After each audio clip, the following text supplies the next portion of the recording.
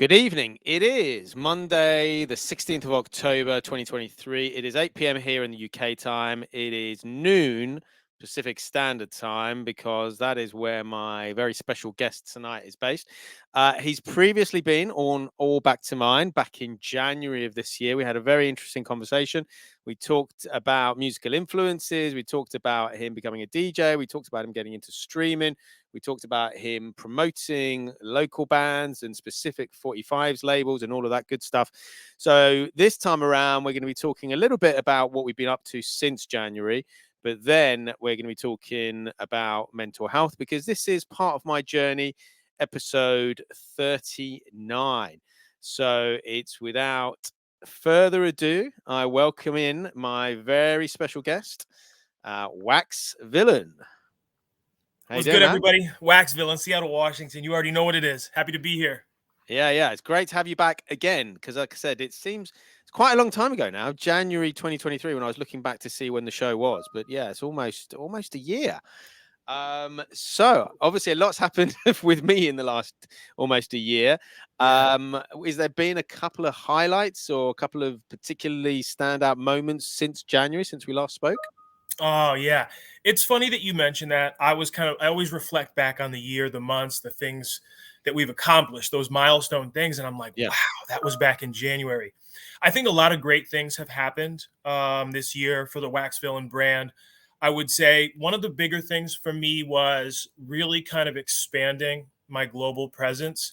So at the start in January, I was right around, I want to say maybe 4%. And my goal was to double that.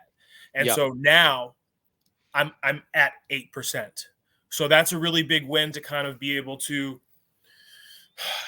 continue to scale, but to reach more people and kind of blaze this trail for, music enthusiasts that love the indie funk and soul music, right? Global grooves. To now kind of have that path to learn about labels in the United Kingdom, from Russia, from Finland, from Sweden. And so we're doing that. So that's a really big win. I would say I'm very excited to announce, and I made this announcement earlier, but I'm going to be spinning with Cut Chemist on New Year's Eve. So that's a huge milestone for me because last time we talked, I had maybe just done 8 to 10 gigs, right? I've done a few this year, but to kind of land that type of opportunity on such a special night, I'm really excited for that. In terms of the creation stuff, man, you know about the screen print sleeves and everything like that, but I've been really moved by this font. There was this typeface that Pale J had used on the album cover. And me and my friend Rachel we were really psyched about the album. And we were researching every nook and cranny of Pale J because he wears a mask. So there's all this mysteriousness to him. And when we uncovered the font type, or I should say the typeface, it connected me with a designer, beat maker, I would say just a hip hop head from Switzerland.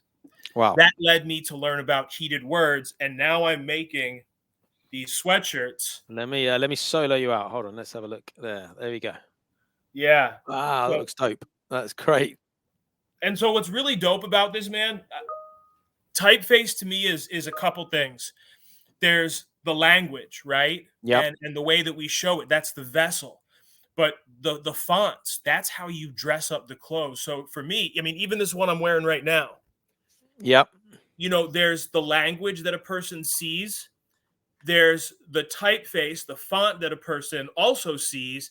Yep. And then this fact of do it yourself, kind of like create your own stuff. So to me, this is much more than just text on an article of clothing. This is tied to culture. It's tied to history, a movement behind it. And so I've just been really passionate about creating these pieces for myself to wear, but I never realized it. People are really like interested in hype over this and they want them. And I didn't anticipate that. This was just for like me to wear when I spun. So a lot of great stuff, man. All to say, I'm happy, I'm healthy, I'm creating, we're growing, and the passion is stronger than ever. Definitely. Well, let's talk about Cut Chemist. Is he someone that you've met before? No. No. Okay. I've met him, I think twice at Okay. gigs, in a couple of times in London and one time in Brighton. And yeah, he's a lovely guy. And I've got a relatively rare 7-inch lathe cut over there somewhere. But how did that come about? How did you land that amazing gig? Yeah, honestly, I think what it boils down to is just the brand of business that I represent in the area and how I conduct myself. So I'm always showing love and support to not just the clubs, but the people that are driving out a lot of these actions. I Yeah. believe it happened off of relationship building and the Nectar Club, which is where we're going to be at on New Year's Eve. I've spun there many times, so I have great relationships with the staff there. It just kind of seemed like a perfect thing, really. Yeah, definitely. We're just going to say hello to Paulie P70. He's What's saying, up, "What up? Paulie P? We see you. What up, Waxvillain?" So yeah, welcome in, welcome in. So yeah, that's great, and it's really interesting to see how things are progressing. And it's nice to be able to check in with friends that I've connected with, and other Yeah. DJs, and other brand ambassadors, and other people building, just to see what everyone's doing, really, and see how it's progressing. Now, you obviously talked about percentage. So obviously, you're at 4% and now 8%. How do you go about judging that, and what are your sort of aims going forward? I'm always paying attention to numbers. The numbers are the one thing that don't lie. So making Yeah, sure that we're tracking on scripts that are running, different analytics. But I think what it means to me is more connection. It's yeah, this all ties back to people. And I think it's so unique. Like for example, Memory Records, right? They did a cover of an Aaron Frazier song, My God Has a Telephone. yeah, And to hear another version of it crafted in a different, geographic region by people who share that same passion, skill set for music is a beautiful thing. And then you take it to all the people that love the original version that Aaron made. And now it's like, wait a yeah, minute. Hey, there's someone else out there doing this, and it's part of our community. So I think really what's happening is we're so used to going in certain places to find information, and now what we're doing is we're able to expand that a bit, to see the yeah, connection between Aaron and Memory, between Memory and the community, embracing that instrumental and how it sounds different than the original. That's yeah. huge. So I look for maximum impact. I think of Waxvillain as this hub in the virtual space, and I'm the node, the intersection where there's constant connection. Yeah, and it's bringing people together, or putting things together that might not otherwise have happened had you not sort of been the sort of glue to stick it together. It's why I enjoy doing what I do, because especially when I'm organizing raid trains or organizing like live events, or promoting people, it's suddenly you see a couple of people connect that you might never have met, or they might never have connected, had you not sort of say, right, there you go, you two are going to get on, you go and have a conversation, and you guys might work together well, or you guys will DJ well. So it's really a good thing and a good feeling, isn't it, when that happens? I love it. I really do, because there's an art to it in the sense that not everyone is comfortable cold calling, right? Yeah, There's all sorts of feelings and thoughts that exist in that space. And it takes courage to do it. It takes even more definitely. courage to not get a response, to see that it's been read, but no response. Yep. So I kind of take, I think what it boils down to is having the comfort to do it, but also, again, it boils down to brand of business. The reason that I continue to have these growing relationships with labels and artists is because of the brand of business that I represent. Yeah, Honesty, integrity, compassion, empathy, all those things that we've slowly been building, that people have acknowledged over the 3 years. It's like, okay, well, it makes sense. Yeah. So yeah, it's a great thing. definitely. And so where are you primarily based? I know obviously there's a lot of stuff on Instagram. Is that still your main sort of focus in terms of getting out there on the socials, or are you looking to expand into sort of other platforms? Um, Instagram will always be the primary and the default for me. I have made some noise on TikTok, so I'll do 1 minute videos, maybe some promos Yeah, that I just shoot there, but I'm not investing time on any other social media sites. YouTube is definitely, I would say, the secondary. Like if someone was like, "Hey, I want to catch up on your live streams, the yeah, interviews you've done." I would point them to YouTube because I think it's a little bit more of a better experience to view something that runs 40 to 60 minutes versus a 2-minute promo. But I have no plans of investing greater or reinvesting in another platform. I think that I will live and die on Instagram as that being the platform, and I'm okay with that. Well, no, it's definitely, and I think it's, you've got to focus on what works for you, and I think obviously there's the main platform for me. Obviously, it's Twitch, but then obviously you post on Instagram and you go there, but you have to have the time to invest in it, because if you don't have the time to invest, then it doesn't come back to you. So it's great that we're sort of doing similar-ish things, but on completely slightly different platforms and in different ways.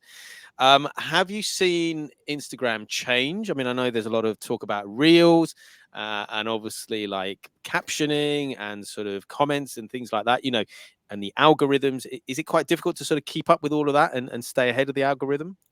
I spent a lot of time focusing on that in 2021.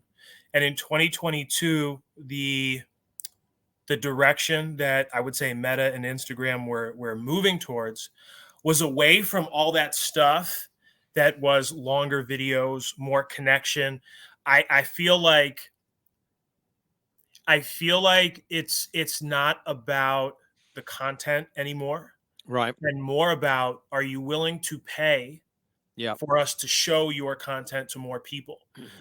And I've seen lots of changes. I've seen things that impact, the ability to upload a video that's longer than 60 seconds.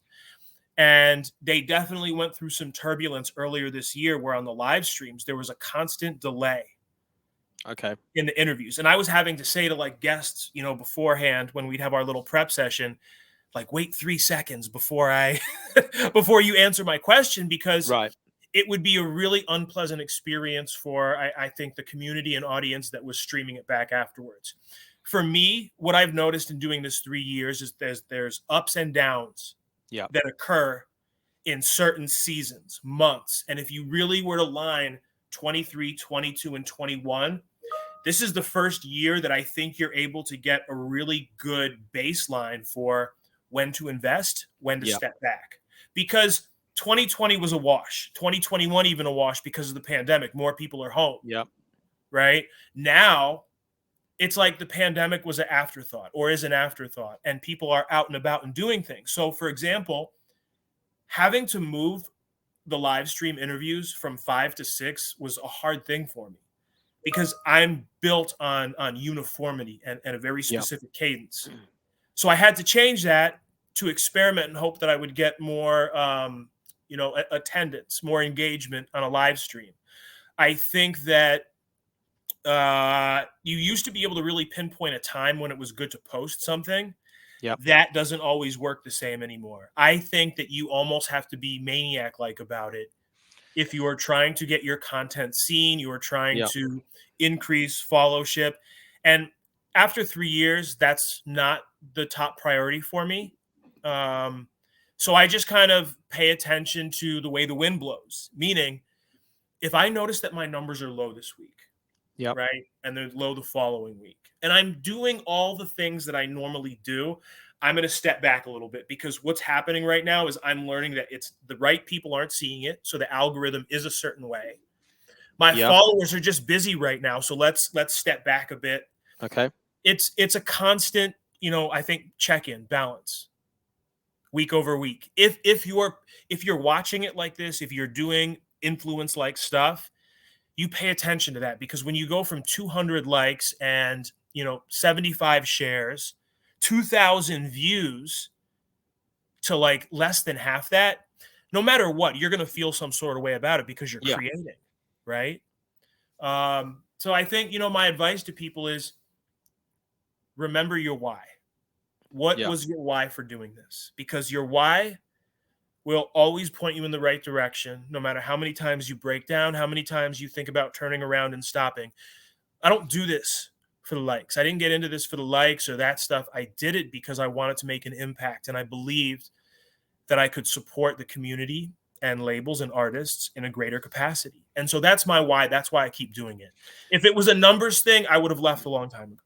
Well, exactly. And you've got to believe in what you're doing, first of all. And also almost, I mean, we have a lot of this on Twitch where we have, it's not so much now, but when people first started streaming, they were really concentrating on how many people were viewing, and they were getting disappointed if the numbers were low and all the rest of it. And you're just like, right, switch the numbers off. At the end of the day, you're doing this for you ultimately. Yes, you're doing it to help other people potentially and spread knowledge and experience and music and everything else. But, you know, it has to be something that is satisfying you. Otherwise, what's the point? And like you say, if you're concentrating on numbers constantly, then at some point you're going to think, oh, I'm not getting the numbers I want. I'm just going to give up. And that's not really what it's about. You're just going to keep plugging and keep going, never give up, and, you know, work out what your goals are. What do you want to achieve out of any of this? What do I want to achieve? No, this is generally, isn't it? You know, each person has to ask themselves, you know, what do I want from streaming, or what do I want from posting on IG, or what do I want from this? That's the question you've got to ask yourself, isn't it? I think, I think you have to understand what you want to take away from the experience. For me, it's the connection with people. Whether, you know, regardless of when there was 100 followers or the 4,500, I still make time to talk to every person that messages me with a genuine question. Yeah. I take the time to comment on everything. So it was always about engagement. It all started with simply me wanting to share a record with someone that I don't know. I know nothing about. Yeah. And the hope was that it would help them the way it helped me. So if that was my initial goal, my mission, my vision, at 4,500 followers, it took harnessing and managing. Like I said, there were times that you're like, oh my gosh, what's going on? I just lost 20 followers, or this is a great record. Why didn't, you know, it exceed this many? It's just all about that one person. You just need to find that one. Yeah. And that is being great. Being great at this is simply saying, hey, you know what?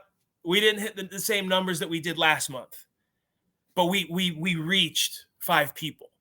Yeah. We connected them to 5 artists. We found out that this music helped them in a way that they needed. They just didn't know where to find it. And to me, that is what it's always about. It's always been about that. Definitely. And we talk a lot about it. I mean, this is part of my journey. This is my mental health talk show. And we always talk about, when we're discussing mental health, that it doesn't matter how many people are listening. If one person is listening and gets something from the conversation that may help them, or might get them to start a conversation with someone else, or might get them to share something they're going through, it's worth doing, isn't it? And it's the same in a sense with the music, isn't it? But talking about mental health, obviously you've explained the numbers going up and down, and that must be difficult. I know you say, okay, you step back, you have a rethink, but it must be difficult mentally to sort of deal with that sort of aspect of it. Do you think? I think it can be. So earlier in the year, I want to say maybe around month 6, I had announced and made a decision that I was going to step away from Waxvillain. There was just a lot going on in life, mainly with my professional career. Yeah. And my thing was this: if I can't do both at a high clip and level of quality, then I need to simply go with my moneymaker. The one that I fell in love with first. And so I wanted to step away from this. And that was the first time, like I cried, like as if it was my first love that broke my heart. Days. I cried for days about it, but I knew it was the right decision, you know? And I think as I started to balance out, I said, this is a piece of me. And you don't need to go 100%. You can do it in a limited capacity. And that was the best thing for me. I took a break when I needed to. I made the right decision, you know, for me, for my family, my career. But I came back and you know, I'm still actively pursuing this. There are a couple things that I have, you know, a couple offerings that I stopped. So yes, I think it can be really hard mentally and emotionally when you start to see things drop, when it's not matching your energy, your expectation, your passion for things.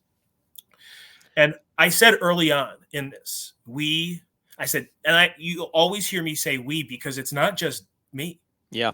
There's Waxvillain, the CEO, Infantry, the cheerleader, marketing and promo.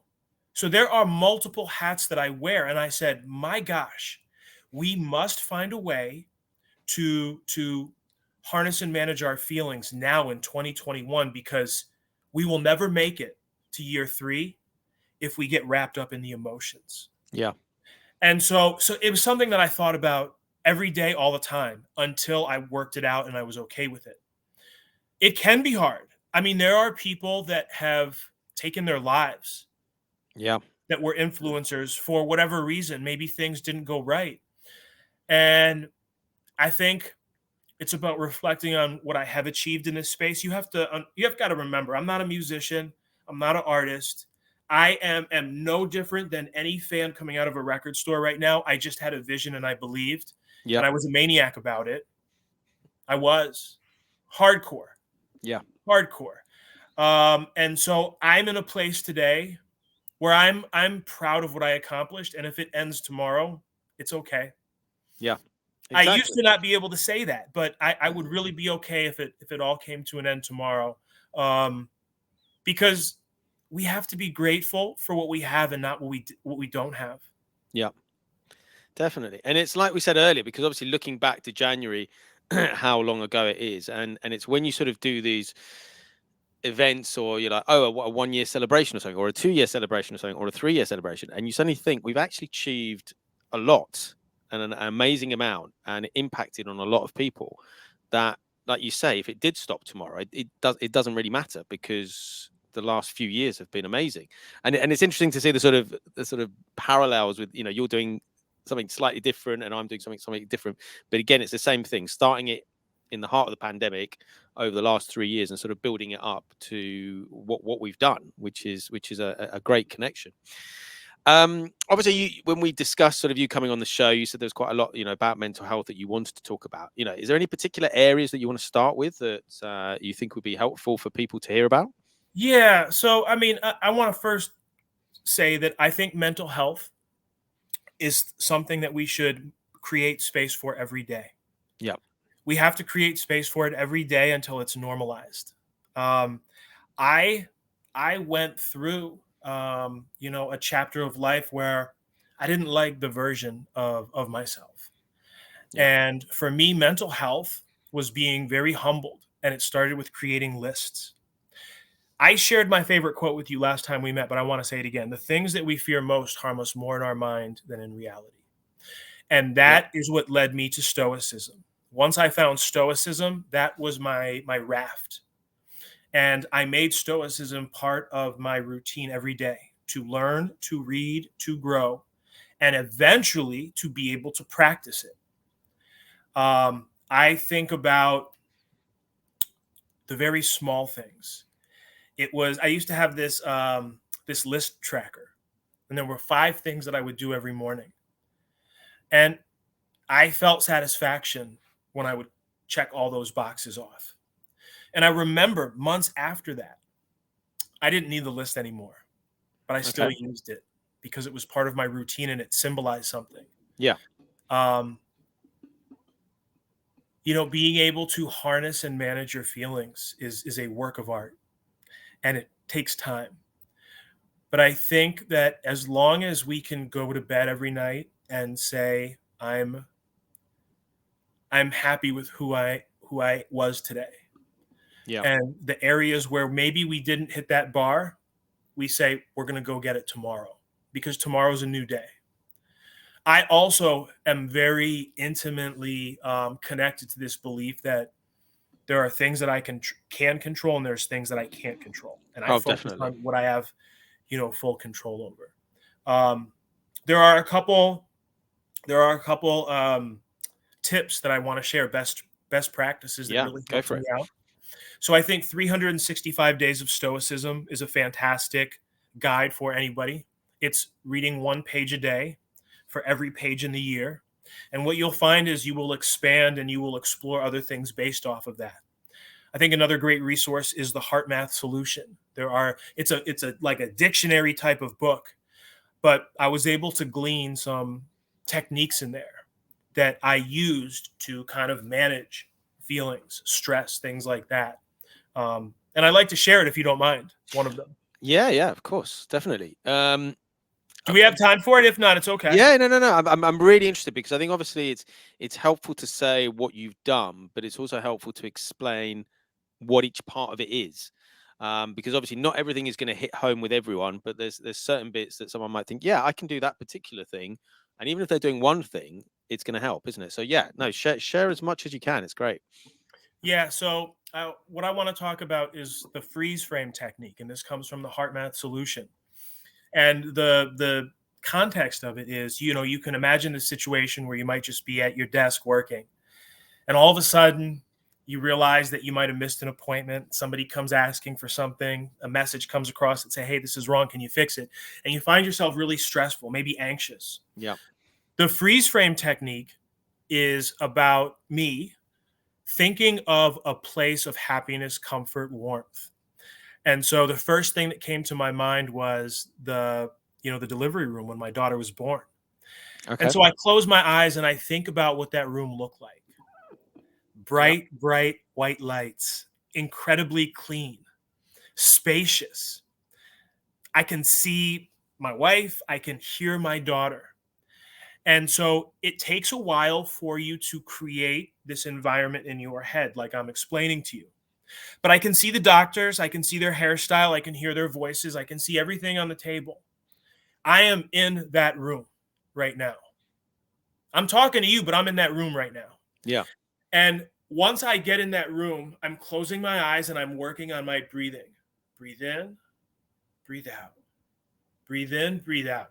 And doing that for 5 to 10 minutes can really help you navigate the challenges that you're feeling in that moment. That's why they call it the freeze frame technique. So it's about creating the happy place in your mind. It's about being able to go there and stay focused while you're there. Work on your breathing. The idea is by the time those 5 or 10 minutes are up, you should start to feel a little calmer. And that's something that worked for me. Now, this stuff doesn't always work on the first attempt. Yeah. Okay. This is something that you have to practice and you've got to, really, really dig into it. But once you start to see it working, it becomes contagious and you're like, "Ooh, I want to keep that in my back pocket and try it again." But I think anybody that explores stoicism, the HeartMath solution, those are great places to build on the success that others have had, trying to increase and improve, awareness to mental health and making space for it. And it's also, it gives you that little bit of a breather, doesn't it? Because prior to the pandemic, we were all sort of rushing around sort of 100 miles an hour, filling our lives. We then had the pandemic where everything slowed down. And I think for a period of time, everyone was like, okay, yeah, things are a bit more chill now. But we seem to have gone back to our lives being filled up minute by minute, hour by Oh hour, my hour by gosh. hour. And you're exactly right, because, you get probably as many messages as I do. You get a message, someone asks you to do something, you're in the middle of something else, and you think, oh, I need to do this, I forgot to do that. But yeah, that's an interesting way of just taking that time out. It's not quite meditation, but it's not far off, is it? It's almost creating your own meditation in your head, isn't it? Yeah, I would say that it's in the same zip code, and I would say the motions are very similar. I mean, even with other techniques that I've practiced and I've tried, it all starts with being able to find that space where you can start to breathe, to meditate, to think about something other than what is kind of taking you away from that best version of the self. I always say, Yeah. the toughest competition is the person in the mirror. Yep. It always has been for me. And when I'm, having conversations with friends or family, it's about the person in the mirror. So the important thing to all this right now is that in everyone's journey, when they start to embrace these different techniques, what I'm most proud of is that, well, one, I don't read Stoicism every day anymore. I know where the book is and I know which pages to go to. Yeah. But when you can end your day and say, you know what? I know you can do better, Wax. I've seen you do better. Let's go get it tomorrow.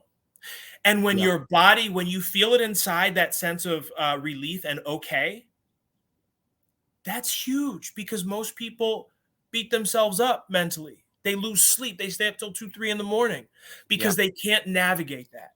So that's where I am today. It's not about being perfect. It's not. I think it's about finding your happiness, finding your place where you feel like you're, leaving a mark, making a good impact. Being able to find that best version of yourself, even when you know deep inside you're not there, but you can still give that to people, that is a win. And I'll take those days. And there's definitely this ripple effect, isn't there? Because obviously, whoa, we lost you there for a moment. But there's definitely this sort of ripple effect, isn't there? Because like you say, if you're having an impact on someone else, you're making their day slightly better, or you're having an impact on them. They then go and speak to their family or their friends, and it's that sort of constant ripple effect, isn't it? So one bit of positivity from you could have a bigger impact on the bigger community. You have no idea. You have no idea. When I used to think like, man, what is your thing, Wax? What's your calling, man? You want to be a doctor? Is it being a lawyer? Is it being a subject matter expert, in this? And it's not. When I was able to embrace my superhero power as simply being passionate and proud to help people, that is when everything started to feel into place. I strive to find those opportunities where I can help one or hundreds. The idea to be able to constantly give back, thinking that, because what I do when I'm not doing music stuff, I'm delivering talks to hundreds and hundreds of people in auditoriums, virtually, in person. And so the idea to connect with that one person who came there, that's seeking something, and to say, I see you, and I know you can do it, and I'm here for you. That is what it's all about. That's what it's all about. I just love helping people. So I'm constantly looking to do, to be that point guard and rack up the assists. And it comes back to you as well, doesn't it? Because obviously, if you, it's like sort of karma, isn't it? You give out love or passion or joy or help or whatever it is, and it then comes back to you, doesn't it? People then contact you and then may help you out when you've got issues or when you need a bit of help of something. So it's there's a phrase that DJ Robert Smith came on the show on one of these, and he said, each one help one. It's basically like everyone, if I help you, you're going to help me. And obviously if we help each other, then we can grow together, we can get bigger, we can achieve our goals and whatever. And again, that is very important in a community that we each have of our own communities. I think that's great. And one thing that I would add to that, so I get that, and it kind of reminds me, it's like, hey, if you look out for me, I'll look out for you. But we can really get into trouble with a line like that. And so I was listening to an entrepreneur speak earlier in the year, and he referenced that. And what typically happens is it's like, you said you're going to look out for me, and I said I'm going to look out for you, but hey, I need you right now. Where are you? And he said, what I say now is, I'll take care of myself for you if you take care of yourself for me. And I embrace that, because what that means to me is that I'm responsible to bring the best version of Wax to this situation right now, and you're responsible for you. And I think that takes a little bit of pressure and expectation off of things. Okay, that makes sense. I do lean on my friends, my colleagues, and they lean on me too. But I know that it is only me that can find the best version of Waxvillain, of Don. And so that's kind of what I like to think. That's my version of it. There's nothing wrong with that, but I just think kind of really being transparent about how I see that working routinely. Yeah, definitely.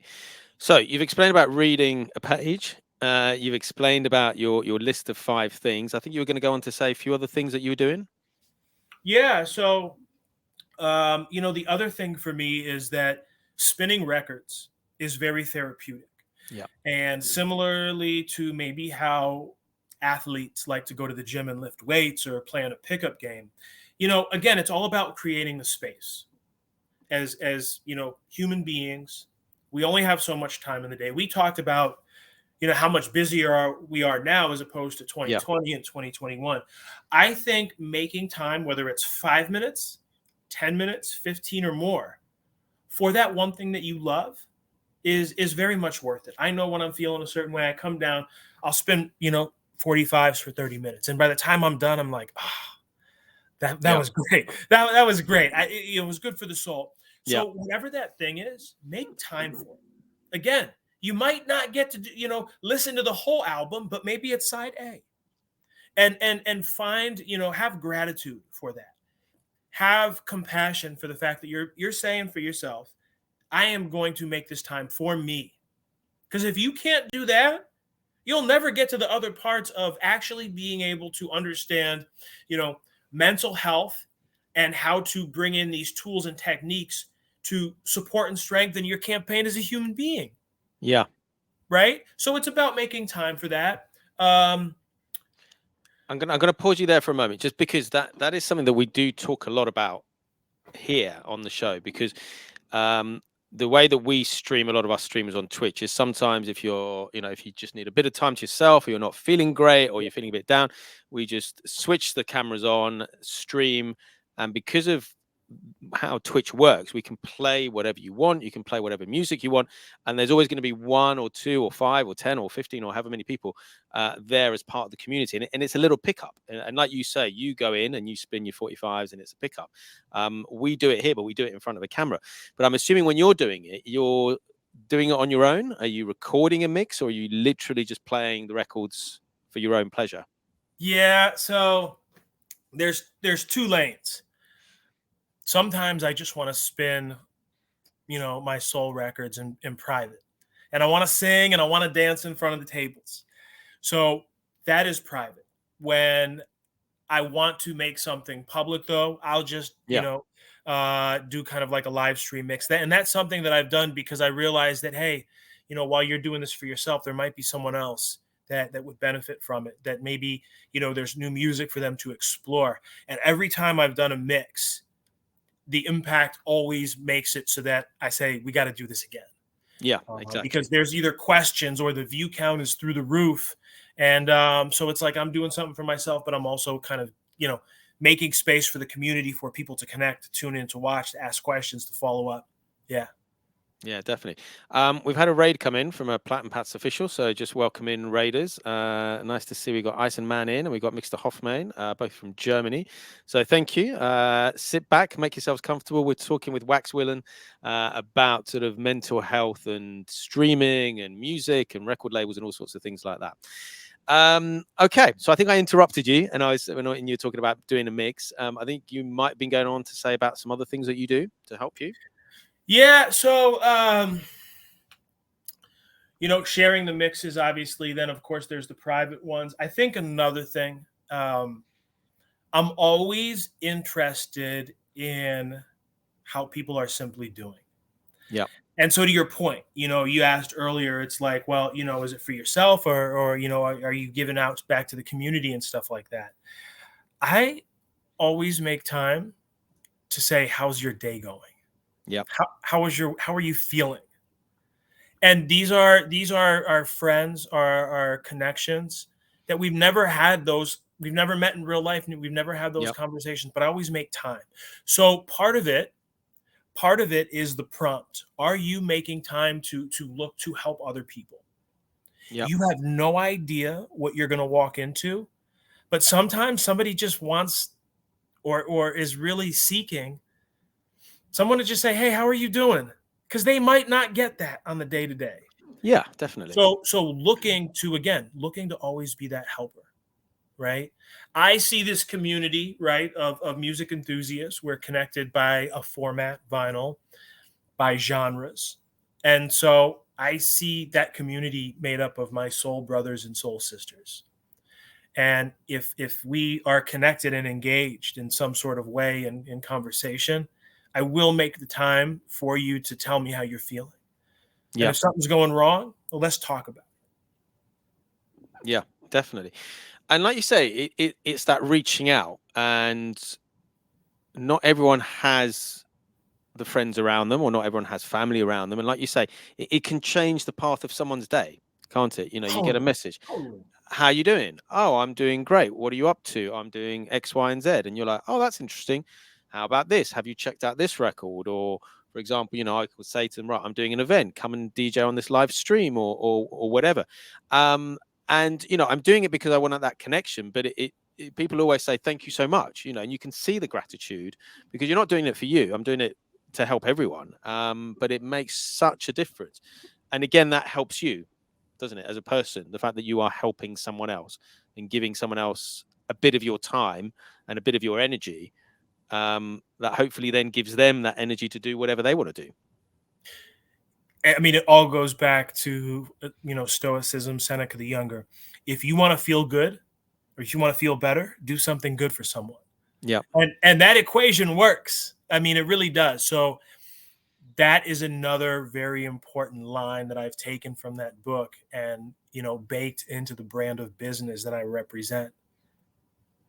Yeah, it's so important. And where do you see this going? Obviously, there's lots of conversations about mental health at the moment. I assume that's going to carry on and increase, or do you think we've got to the stage where, as some people think, maybe we're talking about it too much, or people are talking about it when they don't really have mental health issues? Do you see any of that being reflected in what you're doing? I think that we're far from over on this journey. I mean, even in a global standpoint, even breaking it down into our own community, it's not talked about enough. It's not practiced enough. And I think, the signals that you look for, that, hey, how are we doing with this? There will be an increase in compassion, in empathy. There will be more, inclusive events, conversations, topics, right? And I mean, there's thresholds for all of that, but that's really what it's part of, right? When we don't have to have a day or a themed series around mental health because it's so normal, that's when maybe you can say, all right, I think we're in a good position. But I mean, like I said at the start, it's an everyday thing. And for me, in my role on this scene as a soul brother, whatever you want to label me as, just as Waxvillain, it's part of my day to day to seek out those opportunities to help others, as well as make time for myself. Definitely. And I think it's good that we're in a stage where people are prepared to talk more about their mental health. I think maybe 5-10 years ago, it wasn't quite in the situation that we are now, where people are being so open and honest. And have you found that with sort of friends and the community, that people are more open nowadays? Yeah, I think the challenges that we identify through mental health are things that we were shy, scared, afraid to bring up because we looked at them as bad things. And sometimes we didn't even know how they started or how they stopped. But it's more acceptable today to have conversations around it. And I think that as long as we come authentic, we're present, making eye contact, and truly listening, listening to listen, not listening to respond. That's another thing. Yep. Are you helping to listen, or are you really there to respond and just kind of, roll off some techniques? Or it's not about that, right? I think we're getting there. I think when you're around a group of people that you feel comfortable with and there's trust established, that kind of conversation can occur more freely, organically. Different audiences, it might be different things, because we tend to think of these things as weaknesses, defects, problems. That we have struggled to manage and harness or overcome or cease. And so I think slowly it's more acceptable than it was 5 years ago and 10 years ago, but there's still work. It's not a normal thing yet. Definitely. And I think there's still people out there who perhaps think that if they open up and start talking about their mental health issues, that it might affect their job, it might affect their relationship, it might affect their friendships. And also there's also this fear of what sort of response are you going to get? Because I was talking to ADP who came on the talk show, and we've just done a mental health raid train for 3 days on Twitch. And he was talking about the fact that sometimes he's opened up to some friends and they haven't quite reacted or dealt with it in perhaps the right way. And that sort of makes you shut down. You're like, well, okay, I'm not going to open up again because I didn't get the help or the support or what I expected there. And this is what's surprised me the most about this community and doing this show, the fact that people have trusted, firstly, me enough to come on the show, but then trusted the community enough to be able to talk about what they're going through. And it's creating a safe space, isn't it? To say you can come along, you can talk about this stuff. It is hopefully going to help you, and it might help other people. So there's an element of that as well, isn't there? Do you think? Yeah, it has to be the right environment and the right people for someone who might be kind of doing this for the first time. If you're seasoned, Yeah. you say, you know what? All right, it didn't land well with this group of people, with this person, so I'll try someone else. But I think you have to really choose the right environment and the right people to kind of socialize those kind of feelings with. Not everyone knows how to field it, right? It might not land well with everyone. I mean, great examples. I have a friend in the music scene who is dealing with some health challenges. And the way that I showed support with the care and concern, their response was like they're not used to that. Yeah. Okay. And so it didn't make me stop it. It was kind of like, hey, no, like, let me embrace this. Like, I genuinely like care. Like, I want to listen. Tell me more. That was odd for that person, I believe. Right. It didn't make me stop doing it. I didn't lose my interest. I just was able to identify that where they are on their journey with these kinds of conversations, we're not aligned yet, but I know that had an impact. So sometimes it's about being okay that, hey, you know what? Things might not land the way you want, but don't give up. You just might not have found the right person who has the capability to be impactful and help in that kind of situation. So how do people not give up? What advice or tips would you have to say to people if they do try and speak to someone and it doesn't land in the right way? That person perhaps isn't listening, or is just throwing out some sort of generic advice. And a lot of people might give up. What advice would you have to people other than don't give up? What would you suggest they deal with it, and how would they deal with it? I'll tell you exactly what I told myself as I went through it. Not after, but as I went through it. Yeah. I was so humbled, man. I was giving myself a pat on the back for making my bed, for reading 15 minutes in a book. Yep. For doing these, hygiene things daily. And when a door got slammed, I think for me it was that's okay.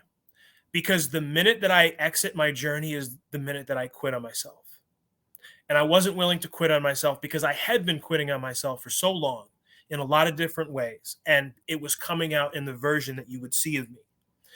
So every slammed door, embrace it. It just means you got to open up another one. It wasn't the right one yet. Yeah. But when you stop, you quit on yourself. You're seeking support, guidance for some sort of reason. And the first door that you open, the second door, the third door, they might not be the right doors. It just means keep going. Because I'll tell you what, when you arrive at the version of yourself that you're hoping to find, you will feel it. Yeah. That's when you know. There's no timetable for this stuff. I didn't say I'm going to be in stoicism or I'm going to, study this for a year and that would be it. I did it until I didn't feel the same as I felt before. I did it until I didn't need to look at that book, till I didn't need my checklist with my routines, till I could take a rough conversation and say, that's okay.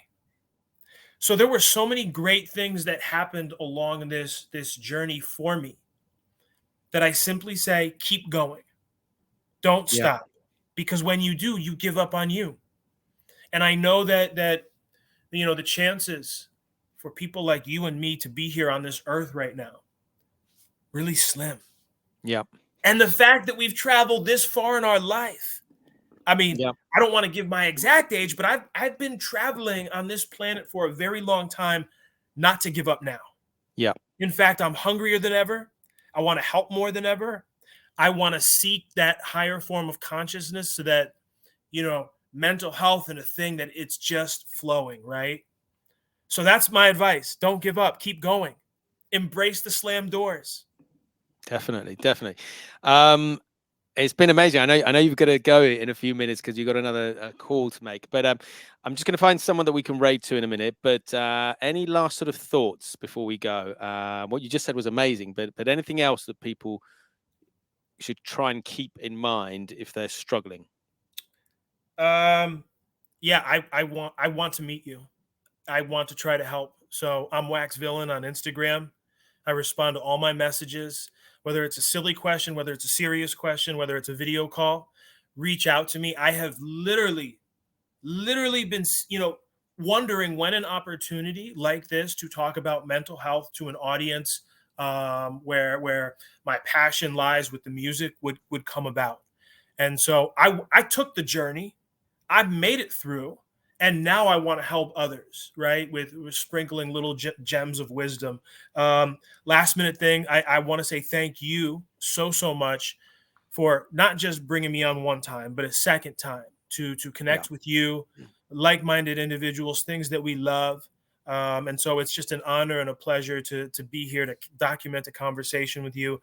I wish everyone, the absolute best. I hope that you're finding your version of happiness, and if you're not there yet, don't give up. Sometimes we just have to regroup, reposition our posture, and don't look at the whole journey.